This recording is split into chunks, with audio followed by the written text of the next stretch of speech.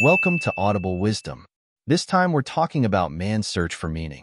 It's a book that Frank wrote based on his experiences after he was rescued from a concentration camp. It's not just a concentration camp memoir. It's a psychologically significant book. Frank pioneered a form of trauma therapy based on his extreme life experience. According to Freud, he believed that life is about the pursuit of happiness. The inner drive is human desire. Adler believed that life is something you can create for yourself. Intrinsic motivation is your sense of inferiority. The author of this book, Frank, believes that the most important thing in life is to discover the meaning of your life. To illustrate this point, Frank first analyzes the stages of psychological development that prisoners go through in the camps. Then he describes in detail the principles of meaning therapy. Finally, he suggests 3 ways to discover the meaning of one's life. 1. The psychological changes of concentration camp inmates. First, let's look at the stages of psychological development in concentration camps. It is generally believed that the inmates would experience nothing more than extreme pain and panic while incarcerated. But what Frank observed in the minds of the prisoners, including his own, was far more complex than we can imagine. He categorized his psychological development into 3 stages: fear, indifference, and recovery. There were many reactions. Those of us who live normal lives can never imagine them. A prisoner entering a concentration camp is naturally terrified. They don't feel anything but extreme terror. They don't know whether they will live or die in the next second. Of course, when you enter such extreme conditions, you do not immediately lose hope. In neurology, there's a state known as suspended disorientation. It refers to the last moments of a person who has been pronounced dead.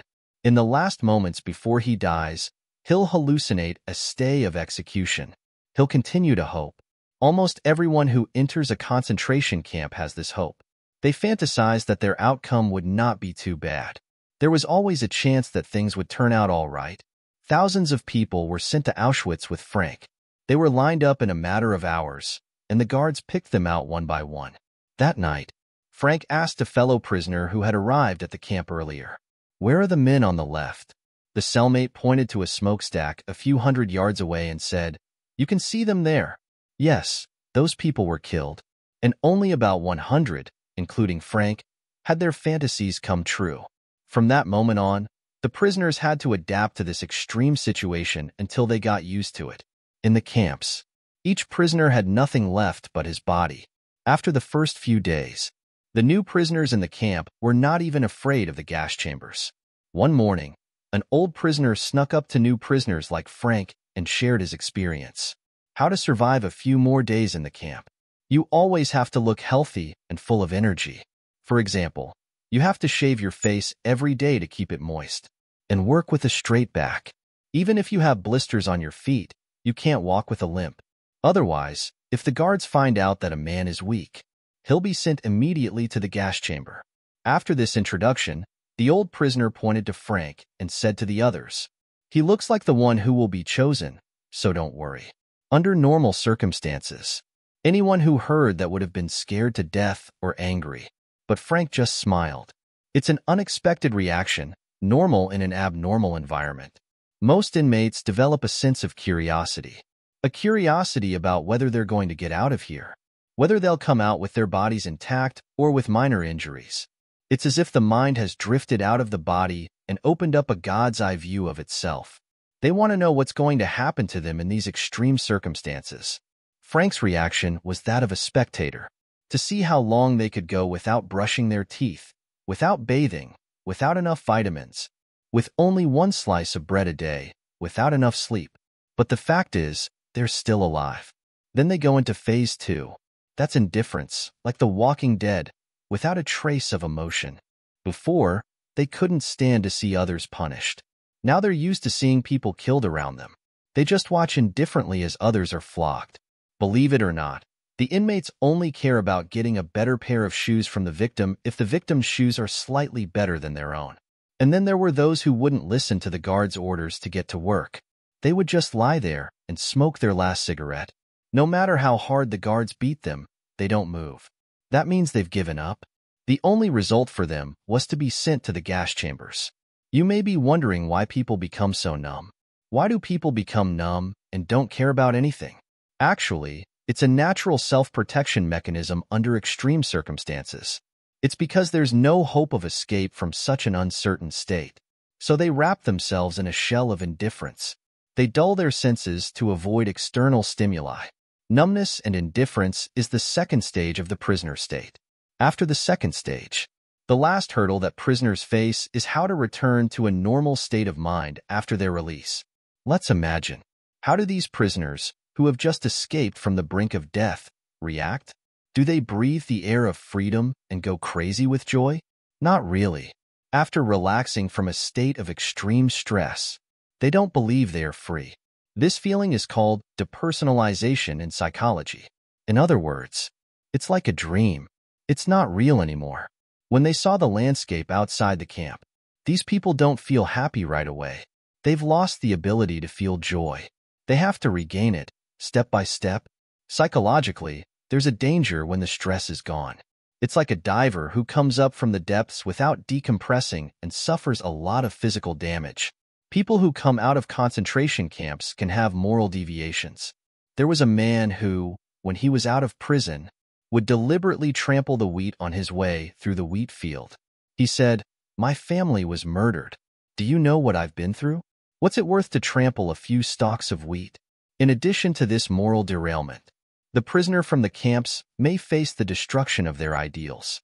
The strength that kept them alive, their loved ones, are no longer with them. That's when they realize that the suffering is not over. This is the hardest part and requires the help of a psychotherapist to recover. That's why Frank, when he got out of the camp, did not immigrate, as most Jewish psychologists did. He stayed in Vienna to treat the large number of psychiatric patients who needed help after the war. 2. The principles of meaning therapy. Let's look at the principles of meaning therapy, which is used to counteract the experience of suffering. Simply put, meaning therapy is the process of helping people who have a broken spirit to find meaning in their lives. How does meaning therapy work? Many people around us think it's important to maintain inner balance. But according to Frank, he believes that a moderate amount of tension is necessary for mental health. For example, people who have just retired and are not under the pressure of work can suddenly lose all their energy. Or, for example, some people who have had a busy week. When they finally get 2 days of rest on the weekend, they feel a bit empty and bored. This phenomenon is called Sunday neurosis. Why is moderate stress good for mental health? When there is a gap between the current state and the ideal state, it can awaken people's latent motivation, calling them to accomplish what they haven't yet accomplished. Pursuing the meaning you've given to your life creates a spiritual dynamic within you, whether you're normal or in an extreme state. It's the best thing that can happen in a person's life. You may not believe it. The people in the camps survived because of their only motivation. One of the prisoners had a dream that the war would end on March 30th, 1945. Because of this dream, he was filled with hope. He believed the dream was a sign from God. But as the day approached, there was no news of the end of the war. On March 29th, he fell into a coma with a high fever and died the next day. The sudden loss of hope and ambition caused his immune system to collapse, triggering an attack of latent typhoid fever. So it seems that the power of the mind can affect whether people live or die. This is not an isolated case. Between Christmas 1944 and New Year's Day 1945, the death rate in the camps was the highest. Why was that? It's similar to the case of this prisoner. Most prisoners were naive enough to think they'd be home by Christmas. But as their hopes were dashed, they became more and more desperate. This greatly weakened their resistance and led to many deaths. On the contrary, in the concentration camps, some of the weaker men were more apt to survive than the seemingly stronger ones. That's because they transformed their harsh external environment into a rich, spiritual life that gave them hope, even in the extreme conditions of a concentration camp. The kind of man a prisoner becomes is still to a large extent a matter of his own inner choices, not just of the effects of camp life. It has to be said, people are always free to make their own decisions, whether to give up on themselves or to use their suffering as a whetstone, to turn it into a test of their inner strength. Different choices give different meanings to life.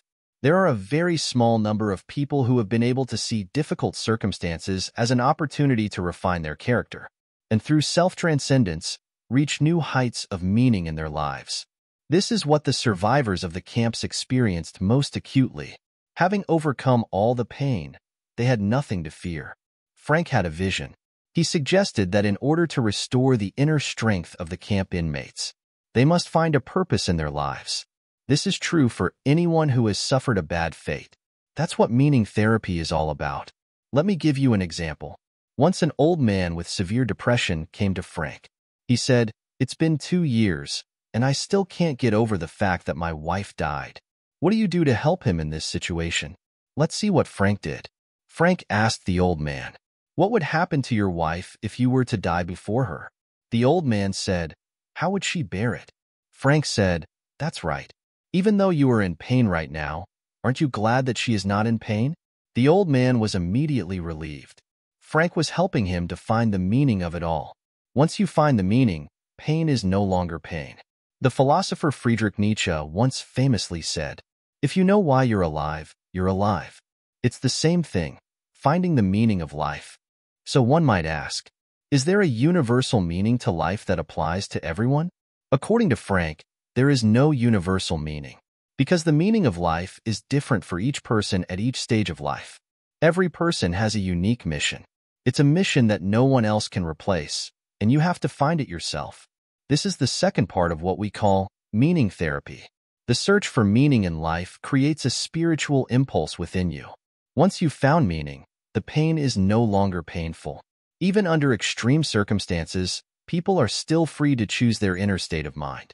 A person who finds meaning in life can turn suffering into a test of inner strength. This gives his life extraordinary meaning. 3. How to find meaning in life. Let's look at some of the ways we can find meaning in our lives. Frank talks about 3 ways in his book. The first way is to find a career that you love and be successful at it. It has to be something that you find meaningful. You may ask, why don't we just go for success? Wouldn't success make us happy? This idea is still very common around us. But the idea of chasing success easily leads to a consequence. People feel ashamed or helpless about their lack of success or fortune. It's impossible for people to completely avoid their unhappiness. The idea of success is a burden that can exacerbate one's unhappiness. According to Frank, success and happiness are natural byproducts of a person's career. The more you try to get it, the more it backfires. But meaning therapy is different. Once a person has found meaning, they not only feel happy, but they have the ability to cope with their trials and tribulations. Success is no longer the measure of happiness. The second way to find meaning in life is to accept the inevitability of suffering. Even in the face of irrevocable misfortune, one can find meaning in life. For example, by sharpening one's will to persevere. Let's focus on the third way, loving someone. In the camps, Frank was once driven to a construction site on a cold morning by guards with rifle butts. Frostbite on his feet made every step difficult. But then he remembered his wife. His only hope was that she was better off in the camp than he was and wouldn't have to go through this. And that's when he realized the truth, that you can love someone more than you love them physically. Whether or not the beloved is present or alive does not affect the spiritual dimension of love. In a concentration camp, where life was so deprived, where people were so stressed and had so little, even a moment's thought of a loved one can bring happiness and spiritual fulfillment. Frank's love and longing for his wife was part of what kept him alive in the camp. Frank defined love as the ultimate goal of human life. So, naturally, it's an important way for people to find meaning in their lives. How did he give meaning to love? Frank believed that only when you love someone deeply can you fully understand that person. You know who they are, what they're capable of. Love is the only way to get to the heart of another human being. Through love, you can help the other person to realize their potential and reach their full potential. These are the 3 ways to find meaning in life. The first way is to do what you love and succeed in it. The second way is to meet the inevitable suffering. The third way is to love someone. 4. What meaning therapy teaches us. Frank's book conveys the idea that life has meaning under all conditions. Even in the worst conditions of a concentration camp, it still has meaning. The principle of meaning therapy is to help people who have been mentally destroyed to find their way back to life. Frank's book was a guide to many people in a time of nihilism. He's like a ferryman who takes people in pain and puts them on the other side of happiness, so that we can learn to heal our own pain. There was a young soldier who lost his legs in the war, Yom Zipper. He tried to kill himself several times and suffered from severe depression. After reading this book for a week, he was transformed. He was no longer depressed, and he lived a life of majesty and wonder. What meaning therapy teaches us? Not to control what happens in our lives, but to control our emotions and our actions in the face of those things.